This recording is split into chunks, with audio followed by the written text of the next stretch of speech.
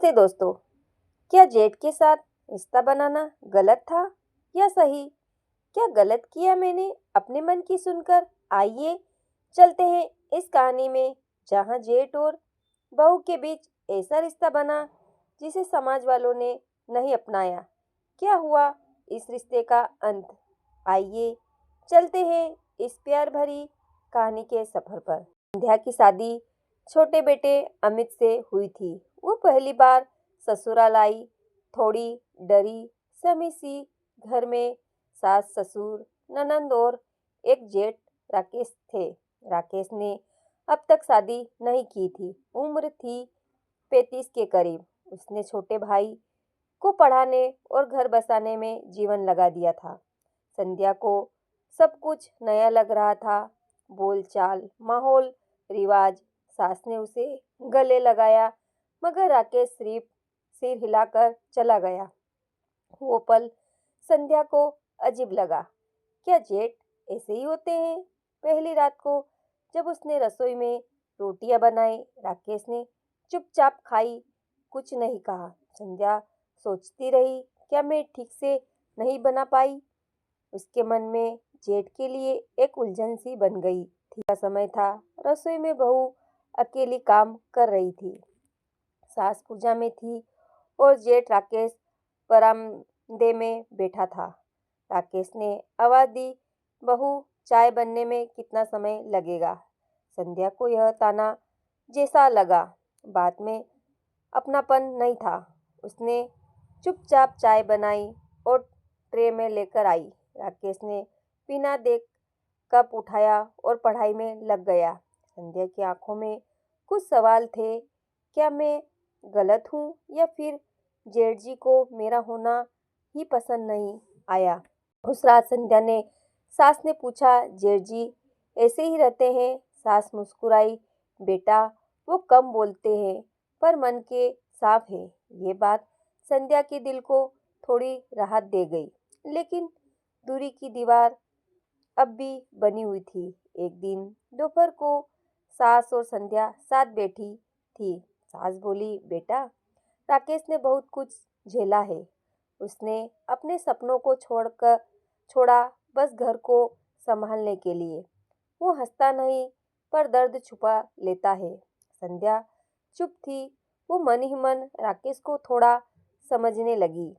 अगले दिन जब राकेश ने सब्जी लाने को कहा, संध्या ने बिना जवाब दिए टोकरी पकड़ ली। राकेश ने देखा पर कुछ कहा नहीं। रास्ते भर चुप्पी रही, लेकिन पहली बार आंखों में टकरार नहीं थी। घर लौटकर सास ने पूछा, कैसा रहा? संध्या बोली, बस धीरे धीरे कुछ समझ आ रहा है। रिश्ते की डोर अब धीरे धीरे सुलझने लगी थी। राकेश को जुकाम हो गया था, पर उसने किसी से कुछ नहीं कहा। संध्या ने देखा कि वो खांस रहा है। माथा भी गर्म था। सास बाहर गई थी और अमित तो शहर में था। संध्या ने बिना कहे तुलसी अदरक का काढ़ा बनाया। राकेश के कमरे के दरवाजे पर जाकर बोली, ये पी लीजिए। राकेश ने देखा, कुछ पल ठिठका, फिर चुपचाप ले लिया। संध्या को लगा शायद उसकी मेहनत को नज़रअंदाज किया गया, पर जब वो मुड़ी तो राकेश ने धीमे से धन्यवाद कहा। वो शब्द बहुत छोटे थे, पर उनके पीछे बहुत कुछ था। संध्या पहली बार मुस्कुराई। कुछ तो बदल रहा था। रिश्ता अभी भी गंभीर था, लेकिन अब उसमें एक नमी आ रही थी। कभी कभी बिना शब्दों के भी बहुत कुछ कहा जा सकता है। शाम को संध्या ने राकेश को आंगन में किताब पढ़ते देखा। उसके चेहरे पर गहराई थी, जैसे किसी भूले हुए दर्द में डूबा हो। संध्या ने धीरे से पूछा, आप किस विषय की किताबें पढ़ते हैं? राकेश चौंका। शायद पहली बार बहू ने सीधे सवाल किया था। उसने किताब आगे बढ़ाई, जीवन की उलझने पर है। संध्या ने पन्ने पलटते हुए और अचानक किताब गिर गई। दोनों के हाथ एक साथ झुके और स्पर्श हो गए। एक पल की चुप्पी और दोनों की नजरें मिल गई, पर वहाँ कोई झिझक नहीं थी, बस एक मानवीय क्षण था। राकेश ने हल्का मुस्कुराकर कहा, तुम भी पढ़ा करो। संध्या ने सिर झुका लिया, पर मन के भीतर हलचल थी। रिश्ता अब टकराव से निकलकर समझदारी की ओर बढ़ने लगा। रात के 10 बजे थे। सब सो चुके थे। संध्या पानी लेने उठी तो देखा राकेश बरामदे में बैठा है। उसकी आंखें आकाश की ओर थी और कुछ खोया हुआ सा। संध्या बोली, आप अब तक जाग रहे हैं? राकेश ने कहा, नींद कब की रूठ गई बहू। फिर चुप हो गया, जैसे कुछ कहना चाहा और रोक लिया। संध्या चुपचाप पानी देकर लौट आई, पर मन में बेचैन था। उसे पहली बार महसूस हुआ कि राकेश अकेलेपन से लड़ रहा है। वो जो सबके लिए मजबूत दिखता है, अंदर से टूटा हुआ है। संध्या की नजरों में जेठ एक सख्त इंसान नहीं, बल्कि एक थका हुआ इंसान बन चुका था। कभी कभी सबसे मजबूत चेहरे के पीछे सबसे गहरी तन्हाई होती है। गांव में दो लोगों की नजरें बदली बदली सी थी। किसी ने संध्या को आंगन में राकेश से बात करते देख लिया था।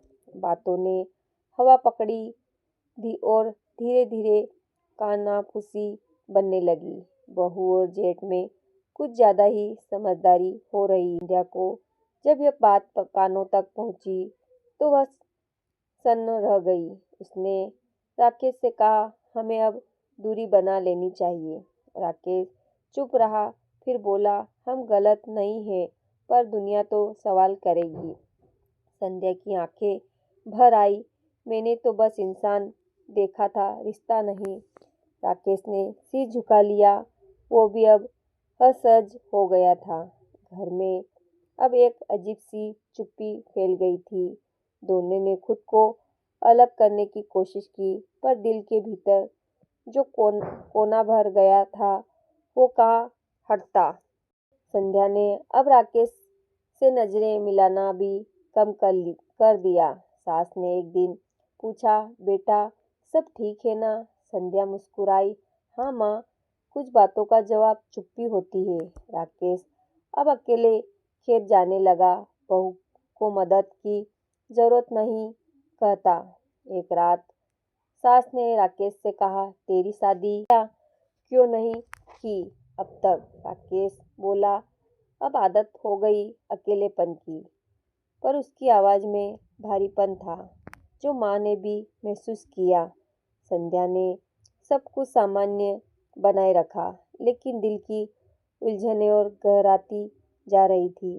रिश्ता जो कभी समझदारी की डोर से बंधा था, अब मर्यादा और समाज के बीच झुलझने लगा था। कभी कभी दिल कुछ चाहता है, पर जीवन उसकी इजाजत नहीं देता। अमित को शहर से लौटे 2 हफ्ते हो गए थे। उसने घर में ठंडी सी हवा महसूस की। कुछ तो बदला है। एक दिन उसने संध्या से पूछा, सब ठीक है ना? संध्या ने सिर हिलाया, लेकिन उसकी आंखें कुछ और कह रही थी। वो अब पहले जैसी नहीं रही। हंसी गायब थी, चुप्पी बढ़ गई थी। राकेश भी अब किताबों में खुद को छुपाने लगा था। एक रात संध्या ने माँ के पैरों में सिर रखकर कहा, माँ क्या एक बहू सिर्फ बहू नहीं, एक इंसान भी होती है? माँ समझ गई और सिर्फ इतना बोली, हर रिश्ता अपनी सीमा में ही अच्छा लगता है। अगली सुबह संध्या ने फैसला किया, वो अब इन भावनाओं से ऊपर उठेगी और खुद को संभालेगी, क्योंकि कभी कभी खुद से बड़ा रिश्ता होता है। संध्या ने खुद को पूजा पाठ और घर के कामों में और व्यस्त कर लिया। राकेश ने भी खुद को खेत और गांव की सेवा में झोंक दिया, पर दोनों की आंखों में अधूरी बातों की झलक अब भी बाकी थी। सास ने एक दिन राकेश से कहा, बेटा अब तेरी जिंदगी को साथी चाहिए। राकेश चौंका, अब इस उम्र से नहीं, जरूरत से रिश्ता जुड़ता है, माँ बोली। माँ ने एक विधवा महिला के बारे में बताया, जो गांव के स्कूल में पढ़ाती थी। संध्या को जब पता चला तो उसने दिल से प्रार्थना की, हे भगवान, इन्हें एक नया साथी जरूर देना। राकेश को यह प्रस्ताव चौंकाने वाला लगा, पर संध्या की आंखों ने सहमति दी। उस रात राकेश देर तक सोचता रहा, क्या वाकई कोई और रिश्ता संभव है? कभी कभी सच्ची भावना त्याग में ही होती है, स्वार्थ में नहीं। कुछ दिनों बाद राकेश उस महिला से मिलने गया। सीधे सादे स्वभाव की थी, बोलने में मधुर और व्यवहार में शालीन। वापस आकर राकेश ने माँ से कहा, वो समझदार है और आत्मनिर्भर भी। माँ मुस्कुराई। तो फिर देर किस बात की? राकेश की आंखों में एक संकोच था। क्या संध्या को बुरा तो नहीं लगेगा? माँ बोली, तू उसे कमजोर समझता है। संध्या ने बात सुनी और सामने आकर बोली, जेठ जी, मुझे नहीं, इस घर को खुशी चाहिए। आपका जीवन रुकना नहीं चाहिए, बल्कि फिर से खिलना चाहिए। राकेश को पहली बार संध्या के व्यक्तित्व की गहराई का एहसास हुआ। उसने सिर झुका लिया। धन्यवाद बहू, इंसान को इंसान समझने के लिए। और उस दिन दोनों ने एक दूसरे को पूरे सम्मान से देखा। कुछ हफ्तों बाद राकेश की सगाई हो गई। शादी लेकिन दिल से जुड़ी। गांव ने फिर बातें बनाई, पर इस बार संध्या मुस्कुराकर सब सुनी, क्योंकि अब वो जानती थी सच्चाई को सफाई की जरूरत नहीं होती। अमित को कुछ भी अंदाजा नहीं था, लेकिन घर का वातावरण बदल चुका था। संध्या ने अब खुद को पूरी तरह घर की रीढ़ बना लिया था। राकेश और संध्या के बीच अब कोई कही बात नहीं थी, सिर्फ एक रिश्ता था, मानवीय समझ का, इज्जत का। एक दिन राकेश ने बरामदे से देखा, संध्या तुलसी में पानी दे रही थी। वो रुका, मुस्कुराया और मन ही मन कहा, शायद इस घर को सबसे बड़ा संबल तू ही है। दरवाजे बंद थे, लेकिन अब दिल खुले थे और कहानी ने एक नया सुंदर मोड़ लिया। कभी कभी रिश्तों की गहराई को कोई नाम नहीं दिया जा सकता। वो जो जुड़ाव था बहू और जेठ के बीच, ना वो प्रेम था, ना ही कोई मोह, बस एक खामोश रिश्ता था जो मर्यादा की सीमाओं में पनपा। एक दूसरों की भावनाओं को समझना, बिना कुछ कहे साथ निभाना, यही तो असली इंसानियत है।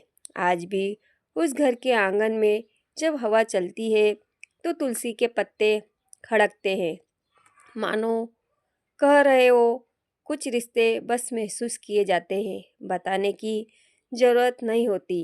अगर ये कहानी आपके दिल को छू गई हो तो हिंदी कहानियों को ज़रूर सब्सक्राइब करें और इस वीडियो को लाइक व शेयर करें।